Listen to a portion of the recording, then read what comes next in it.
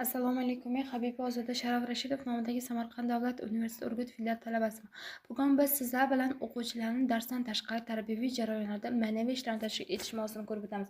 Buni 3 ta rejaga bo'lib oldim. Birinchi rejam darsdan tashqari tarbiyaviy ishlarning mazmuni va ahamiyati. Ikkinchi rejam ma'naviy tarbiyani shakllantirishni o'quvchining faolligini oshirish yo'llari. Uchinchi rejam tarbiyaviy ishlarni tashkil etishda samarali shakl va usullar. Bu 3 ta rejani biz sizlar bilan ko'rib o'tamiz.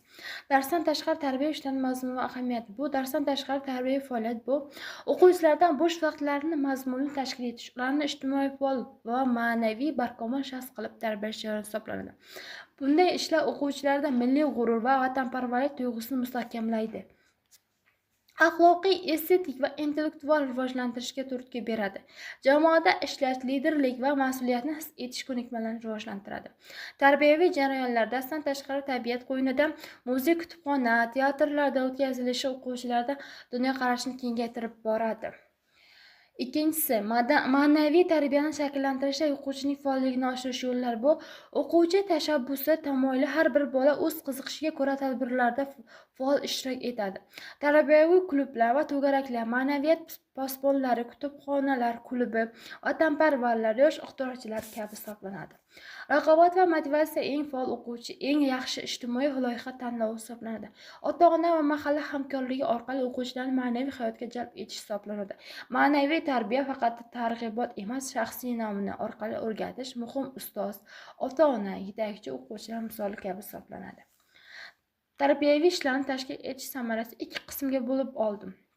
Bunda tashkiliy shakllar. Birinchisi ma'naviyat va ma'rifat soatlari. Ikkinchisi mavzular uchrashuvli, faxriylar, ovozuvchilar, sportchilar bilan kabi sama. Uchinchisi milliy qadriyat va haftalik. To'rtinchisi madaniyat sayohati va ekskursiyalar.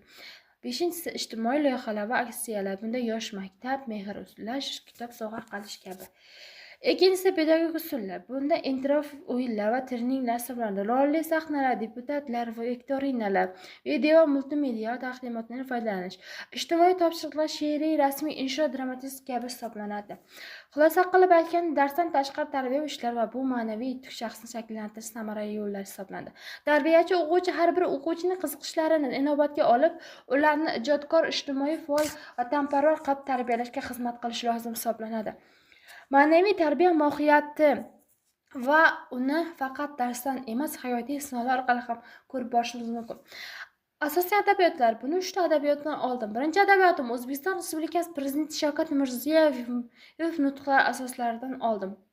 Yangi O'zbekiston strategiyasi 2021 va milliy tiklanishdan milliy yuksalish sari kabi 2022 dan oldim. Ikkinchi adabiyotim Ta'lim to'g'risida qonun 2020-yil yangi tahrir darsdan tashqari tarbiyaviy ishlar, ma'naviy ma'rifiy faoliyatni tashkil etish bo'yicha normativ asoslar hisoblanadi.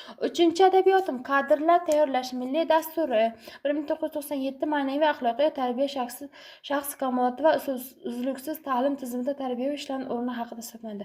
Buni e'tiboringiz uchun